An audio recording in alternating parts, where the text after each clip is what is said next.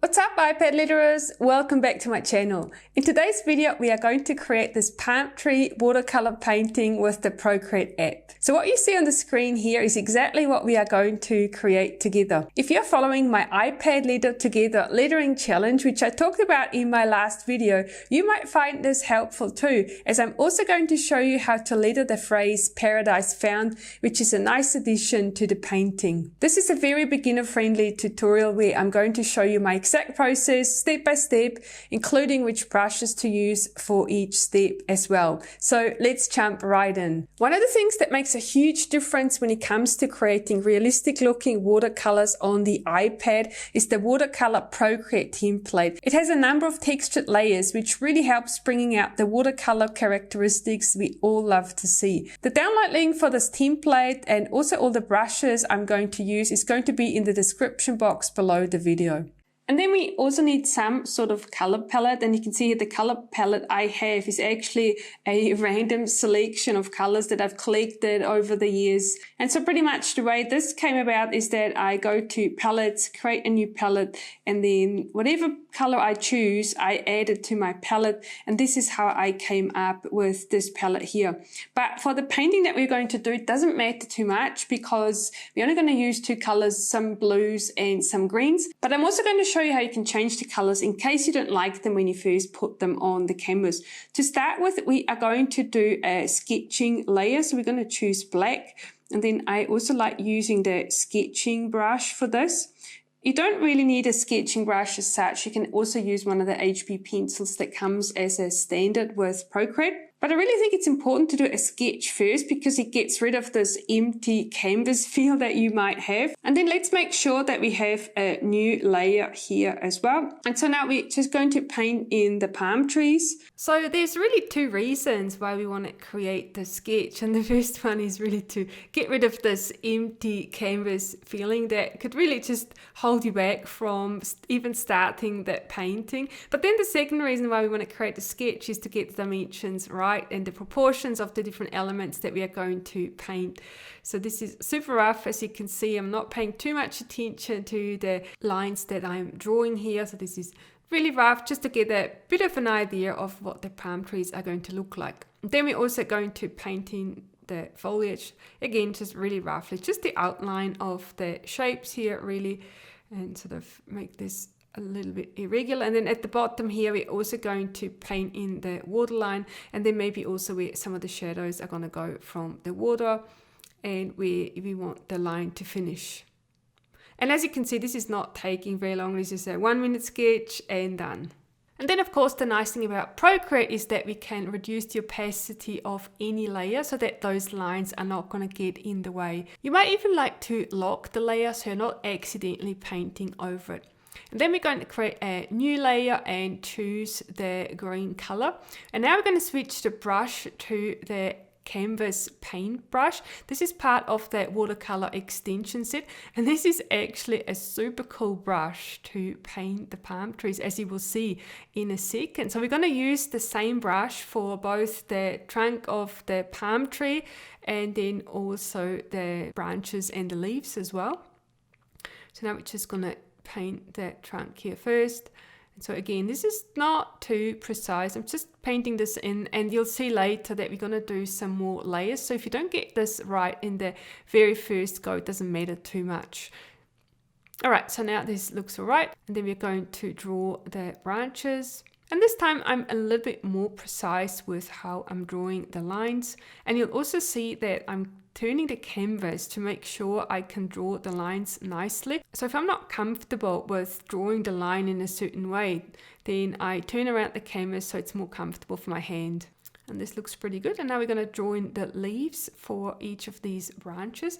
And so these are just tiny little lines here that you can draw, not putting too much pressure on the brush, but ever so slightly just draw these little lines one by one and not too much pressure.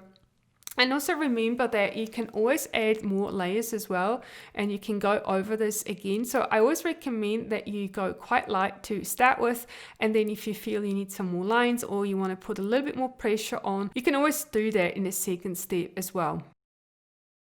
I really like how this comes out. This almost looks like palm trees already just by using this brush and just drawing in these simple little lines. So I'm actually quite pleased with this. And then this palm tree needs an extra branch there, so we can just draw one in. And now this is that first layer of the palm trees down. So now let's create a new layer and let's change the color to blue so we can draw in some of the waterline. And now for this, I really recommend that you use the ultimate watercolor brush. This is my all-time favorite watercolor painting brush. This is such a cool brush. It's super versatile. So in the first step, I'm using this to just draw the line where the water is going to end. So this is quite thick, but then you'll see how this actually smudges as well. So this brush, you can use this for painting and for smudging almost at the same time. So now what we're going to do is just put some color on the page. Again, this is quite rough, just randomly paint some color. And then we're going to change to the smudging tool using the same brush. And now we can smudge out those colors. And you can see now where the watercolor comes in. So this almost looks like real watercolor already. So you can kind of disperse that color on the page. And this is super satisfying to paint as well. I absolutely love doing this. I could do this for hours and hours and not get tired of it.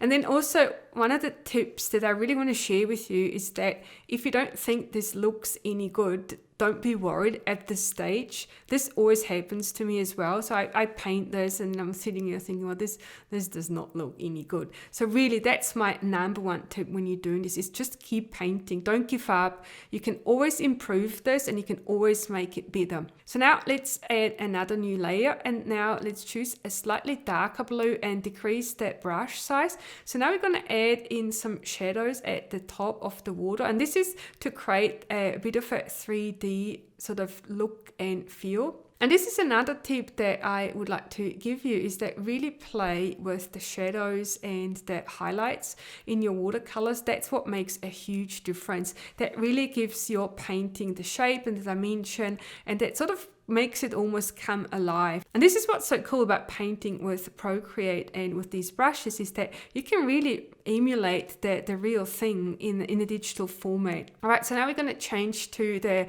smudging tool again. And now I'm going to zoom in just so you can see how cool this is. And this smudging, don't put too much pressure on the brush. This is very, very light touch. And then you just keep the Apple Pencil on the screen, and then you can kind of see how the color almost melts into your page. So this is so nice. And so now what we're going to do is just really create these shadows there. And again, not putting too much pressure on.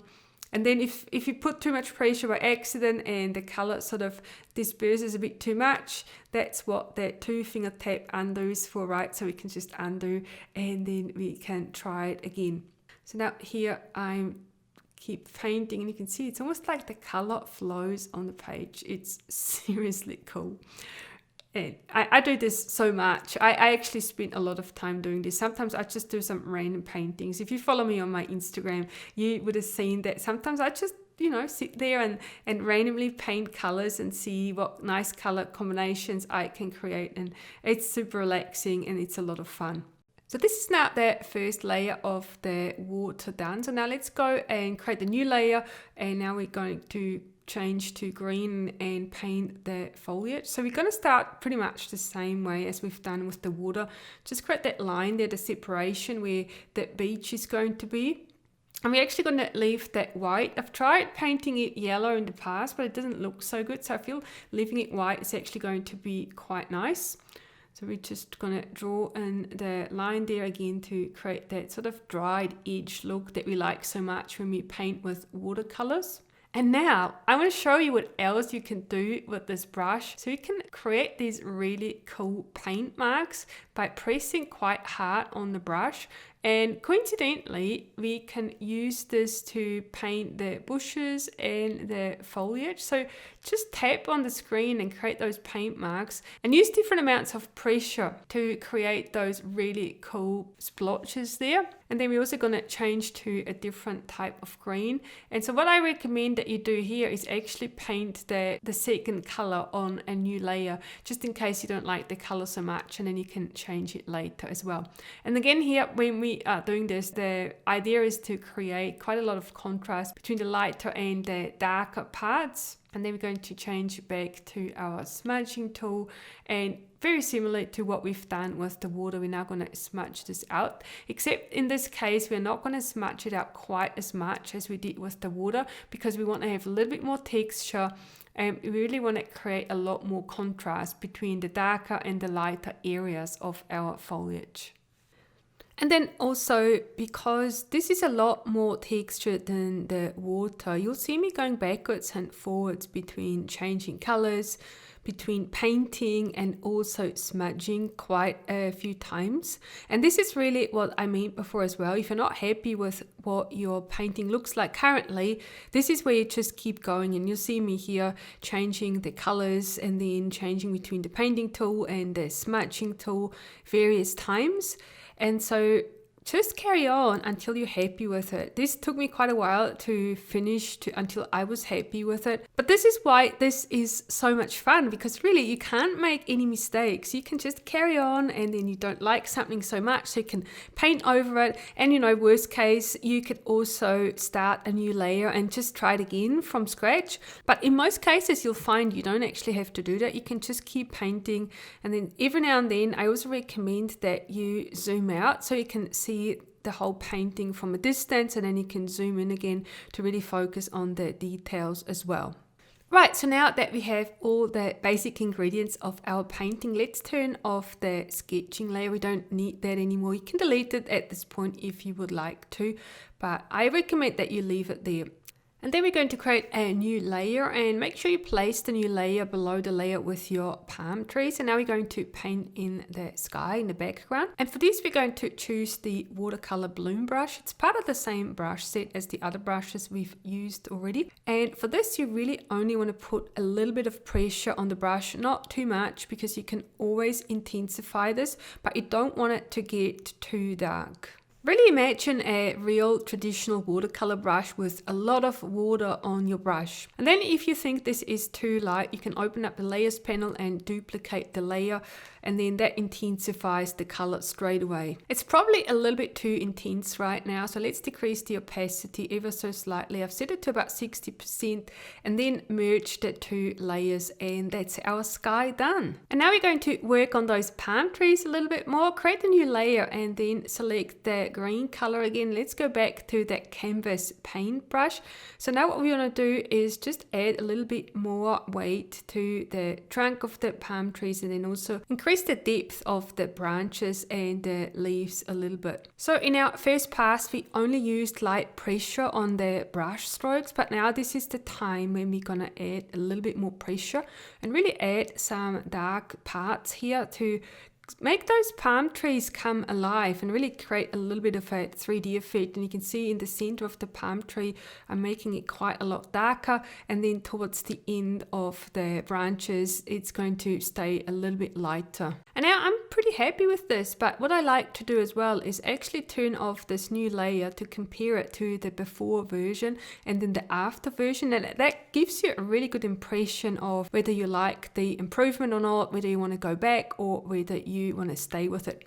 So I quite like this, but now what I thought would be nice as well is actually adding some more highlights. So I've selected a slightly lighter green, and then I'm painting the highlights ever so slightly. Also think about where the sun is coming from and where the sun is potentially shining on your branches and on your leaves, and that's where you want to add those slightly lighter green tones. And this is also usually when I really start enjoying the process. This is where I know this artwork is actually not going to be too bad. I quite like what I've done. And so now this is all about improving it even further. So the next part is probably my favorite part. So now what we're going to do is select the bottom layer of the tree again. And we are going to add a bit more of a watercolor effect now. So let's go back to the smudging tool and the ultimate watercolor brush selected, and then ever so slightly smudge out the bottom layer of the tree to create this mirror effect here in the water. This is very, very slight, so don't use too much pressure on the brush, but just smudge it out ever so slightly. And then also let's intensify the top a little bit more to make it a little bit more defined. And again, this is very, very light touch here. All right, but then I'm not quite happy with it yet, so let's go back to the smudging tool and let's smudge out this mirror effect just a little bit more, make it look a little bit more realistic and really bring those watercolor effects out so that it looks more like a shadow and looks more like a mirror effect. And now it looks pretty good. And because I like doing this for the bottom, let's do it for the top of the tree as well. Ever so slightly smudge out the trunk and make it look more like a watercolor painting. This is what you will get when the color sort of disperses on the page a little bit because of the water that you're putting on. So pretty much what you're doing now is adding water to the paint, and so really you can recreate that real effect on your iPad. How cool is that? So what I recommend that you do here is actually try this out. This can be a little bit tricky, so you definitely want to practice this for a little while to get it just right. You don't want to press too hard on the brush because otherwise it'll create this weird sort of color on the page that doesn't look that real. So you really want to practice this a little bit and just see how much pressure you actually need to put on the brush to make it look like this. And then let's do the same thing for the branches as well.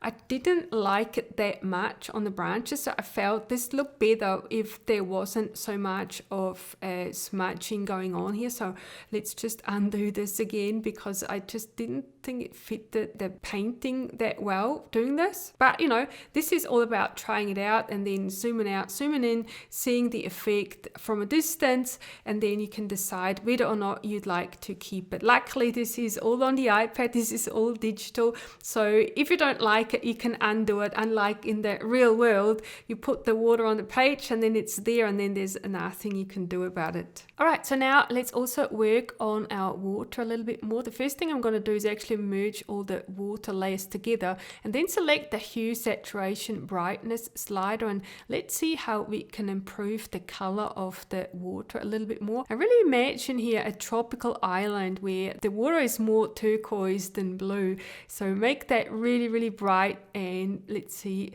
what we can come up with. You see here I'm using the hue, saturation, the brightness sliders, and I'm just sliding them around until I like what I see on the page. Definitely make sure you try different saturation levels and different brightness levels as well, and just do this until you're happy with it. And now it actually looks really like a tropical island already, which is super cool. So we can do a little bit more smudging here as well and really make it look like a real watercolor painting. And now that the water looks so nice, I really felt like we needed to improve our green foliage a little bit more and maybe add some yellow dots or some yellow highlights there. I've tried using the canvas paintbrush to start with, but I didn't like the effect all that much, so I decided to change to the ultimate watercolor brush and see if this works any better. So let's see how this goes, and this is so much nicer. There's a little bit more color that we can add to the page.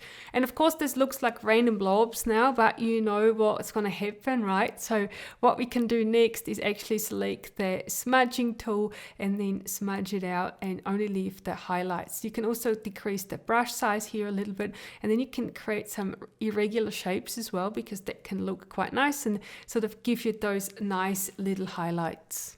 All right, and then let's add another new layer and let's add some of this really nice watercolor splatters. I really like doing this. It just adds a little bit of magic to your paintings.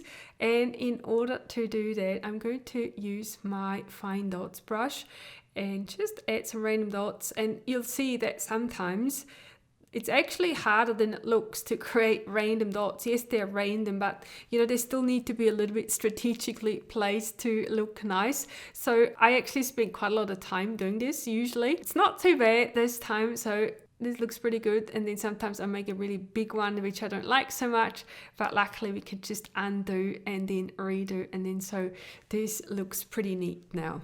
And then of course, also here, it is really nice to use some darker dots and some lighter dots as well for a little bit of contrast. And I think I'm quite happy with this now. So now let's do some lettering as well. Let's turn on the guidelines, which you can find at the bottom of your template, and then create a new layer. For the lettering, I'm going to choose my extended script brush. And this is a brush I've created quite a while ago. It's part of the Keep lettering set, in case you're looking for this on my website. So this is really nice to create this slightly extended script. And so now we are going to write Paradise Found. And you'll see that after every letter, I'm just creating a little bit of a space before I write the next letter. And also you'll see all my letters are quite small and quite extended. So now when you're writing this, one of the big tips I have here is that you just write the word and don't think about it too much, because this is only practice. So pretty much the first time round when you write this is really only just to figure out the spacing. And when we're looking at this, you'll notice that it's not quite even yet, but this is really easy to fix. So what we're going to do now is create a new layer above your original letters, and then turn the opacity down of the lettering layer. And now you can pretty much trace the letters that you've written the first time round and do it much better the second time round. So now second time round, we really want to focus on even spacing between all the letters. Sometimes what you'll need to do is actually adjust the tracing layer, especially if you have a very big variance between the spaces of the individual letters.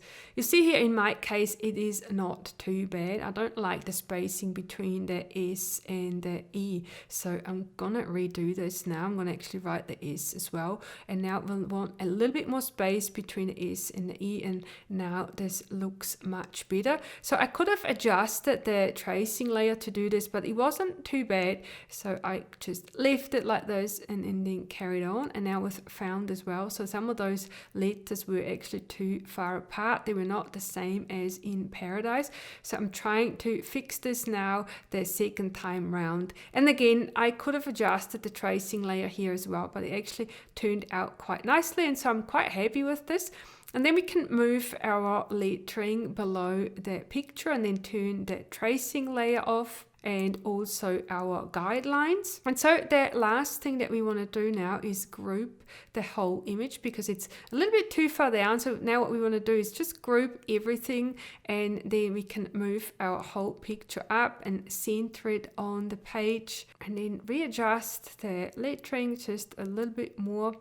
And now it looks pretty good. And then let's adjust the lettering layer a little bit more to make it a bit more balanced. I really hope you liked this video. Give it a thumbs up if you did. Don't forget to subscribe my channel if you haven't already. And then I've also got another video for you that I highly recommend you watch next. This is a painting by Gal Shear that I've tried to recreate. And I've actually created a step-by-step tutorial so you can follow exactly each step and recreate the painting. Thank you so much for watching. I'll see you in my next video.